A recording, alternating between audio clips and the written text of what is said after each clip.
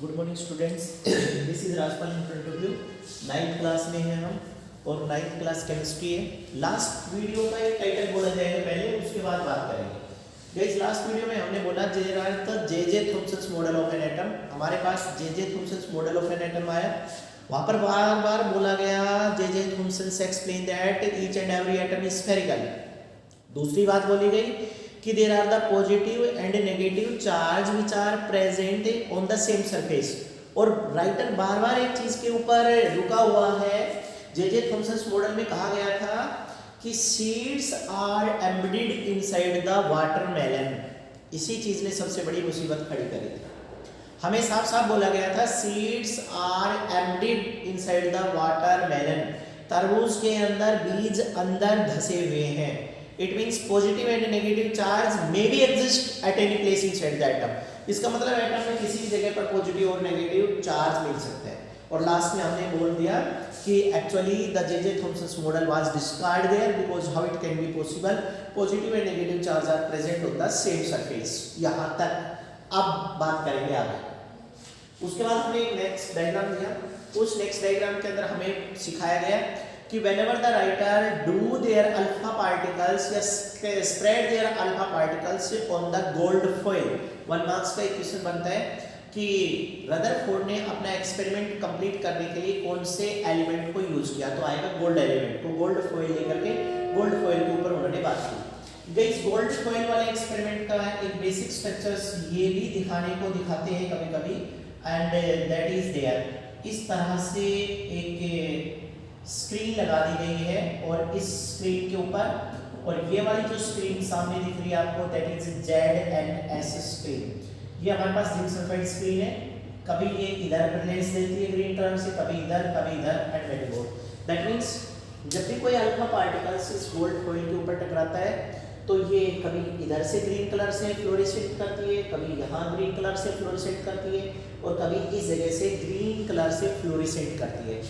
It means इसका मतलब क्या हुआ? इसका मतलब हुआ समटाइम इलेक्ट्रॉन्स या sometime alpha particles may start to hit and particle may vibrate in this route and in this route. ये कंक्लूजन्स यहाँ पर आया। इसी चीज को रदरफोर्ड ने इस बेसिक डायग्राम से बताने की कोशिश की। इस डायग्राम में बहुत ध्यान से देखिएगा। 1 2 3 4 5 6 7 8 9। दैट मींस हमने टोटल 9 अल्फा पार्टिकल्स को किसी एटम में डाला, और जब 9 अल्फा पार्टिकल्स को किसी एटम के ऊपर डाला तो उनमें से 4, ये देखो 1 2 एंड 3 4, 9 में से 4 पार्टिकल्स बिना किसी रुकावट के सीधे निकल गए। ऑब्जर्वेशंस हैं, और ऑब्जर्वेशंस के अंदर फर्स्ट पॉइंट लिखा हुआ है most of the alpha particles pass through the atom without any deflection. लिख दिया गया है। ये ऐसा यहाँ डायग्राम में सामने साबित भी हो रहा है कि अगर हम 9 डालते हैं, देखो 9 में से 4 मोस्ट ऑफ होंगे, 9 में से 4 मोस्ट ऑफ होंगे, तो हमारे पास एक बात निकलेगी कि 9 अल्फा पार्टिकल्स को अगर स्प्रेड किया, उनमें से 4 पार्टिकल्स सीधे निकल गए, तो हम कह सकते हैं कि most of the alpha particle pass through the atom without any deflection. बिना किसी डिफ्लेक्शन के 9 में से 4 पार्टिकल सीधे निकल गए। उसके बाद कह रहे हैं कि ये वाला जो पार्टिकल है, ये वाले जिसको हम 3 नंबर कह रहे हैं, 3 नंबर को सीधा जाना था, ये थोड़ा सा इधर मुड़ गए। 4 नंबर को सीधा जाना था, ये इतना ज्यादा मुड़ गई। इट मींस थर्ड पॉइंट पर पहुंचे तो उसके बाद आएगा a few are bent with small angle. Third point के लिए बोला जा रहा है a few are bent with small angle. कुछ पार्टिकल्स ऐसे थोड़े से एंगल से डेविएट हो रहे हैं ऊपर और थोड़े से एंगल से नीचे की तरफ। थर्ड पॉइंट देखेंगे a few are bent with large angle, कुछ ऐसे जो बहुत बड़े एंगल से, और ये फोर्थ अल्फा पार्टिकल्स के लिए कहा गया है a few are bent with large angle, कुछ ऐसे जो बहुत बड़े एंगल से डेविएट हो रहे हैं। उसके बाद कह रहे हैं ओनली 1 रिफ्लेक्ट बैक, और अगर टोटल 9 डाले तो 9 में से ये 5 नंबर वाली जो रेज है, जिसको बोर्ड पे देख पा रहे हैं आप वीडियो में, ये वाली जो रेज है ये इधर से ऐसे गई और ये टकरा करके वापस आ गई। इसका मतलब यहाँ कुछ गड़बड़ है।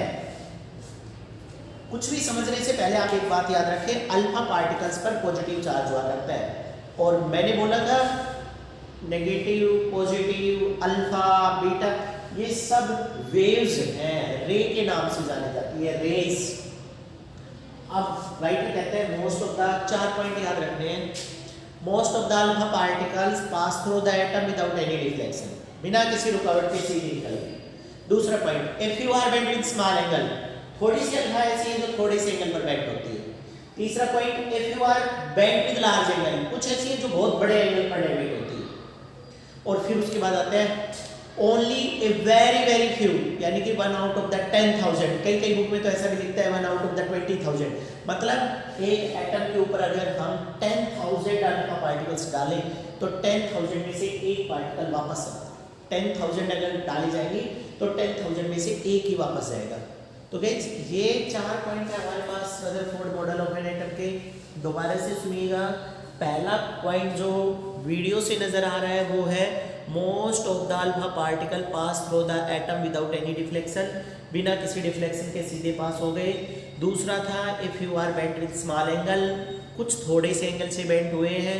फिर कह रहे हैं if you are bent with large angle, कुछ ऐसे हैं जो बहुत बड़े एंगल से डिफ्लेक्ट हो रहे हैं। और फोर्थ कह रहे हैं ओनली 1 रिफ्लेक्ट बैक, और सिर्फ एक ही पार्टिकल ऐसा है जो रिफ्लेक्ट बैक हो रहे हैं। फिर से अब राइटर कहता है कि आप जवाब दो, क्या क्या कंक्लूजन निकला। तो गाइस ये कंक्लूजन निकला इस लाइन में, आराम से सुनना पड़ेगा। पहला, most of the alpha particle pass through the atom without any deflection, it means most of the space inside the atom is empty। अगर most of the alpha particle किसी जगह से पास हो रहे हैं तो इससे एक बात का पता चलता है कि एटम में बहुत सारी जगह खाली थी। Clear? Second, if you are being with small angle, अब आप देखो वीडियो के स्टार्टिंग में बोला गया अल्फा पॉजिटिव है, अब फिर बोल दिया अल्फा पॉजिटिव है।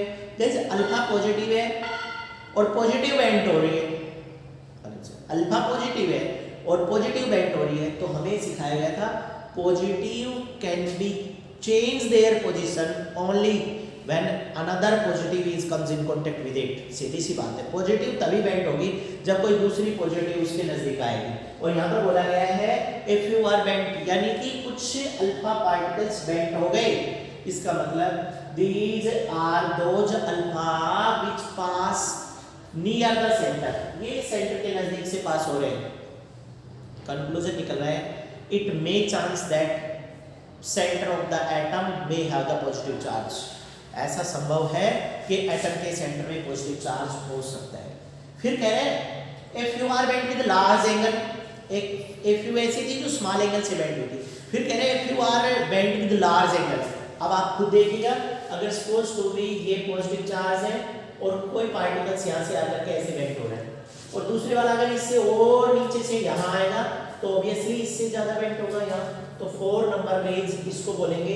तो यहाँ फोर्थ अल्फा पार्टिकल को आप एक्सप्लेन करेंगे if you are deviate with large angle, इसके लिए बोलेंगे these are those alpha, 4 number पे बात कर रहे हैं, these are those alpha which pass very close, ये वो अल्फा है जो बहुत नजदीक से गए हैं। These are those alpha which pass very close to central positively charged body, ये वो अल्फा थे जो किसी भी पॉजिटिवली चार्ज बॉडी के बहुत नजदीक से निकले हैं। और फिर उसके बाद आ रहे हैं ओनली 1 आउट ऑफ द 10,000 में से सिर्फ एक अल्फा पार्टिकल ऐसे हैं which move back on the same path back, वो अपने ही रास्ते पर वापस जा रहे हैं। 1 out of the 10,000 move back on the same path, अपने ही रास्ते पे वापस जा रहे हैं। इनको क्या बोलेंगे? तो ये कह रहे हैं कि यहाँ से 2 बातें साबित हो रही है। पहला कि जो सेंट्रल पॉजिटिवली चार्ज बॉडी हम जिसको मानते हैं इट मे चांस कि उसका साइज स्मॉल हो, पहला स्मॉल साइज मे चांस है कि उसका साइज स्मॉल है। दूसरा सेंटर के अंदर ये जो पॉजिटिव है और अल्फा पॉजिटिव आ रहे हैं, इट मींस ऐसा भी माना गया है कि ये जो पॉजिटिव है ये सेंट्रल न्यूक्लियस के साथ डायरेक्टली हिट करके गई होगी।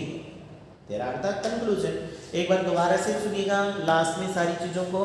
पहला आ रहा है most of the space inside the atom is empty, कारण most of the alpha particle pass through the atom without any deflection. Second आ रहा है if you are bent with small angle, कुछ थोड़े से एंगल से बेंट हो रही है, इसका जवाब है these are those alpha which pass through the positively charge body. उसके बाद कह रहे हैं if you are bent with very large angle, कुछ ऐसी पॉजिटिव हैं जो बहुत बड़े एंगल से डेविएट हो रही है, it means these are those alpha which pass very close to central positively charge body, ये सेंट्रल पॉजिटिवली चार्ज बॉडी के बहुत नजदीक से गुजरी होंगी।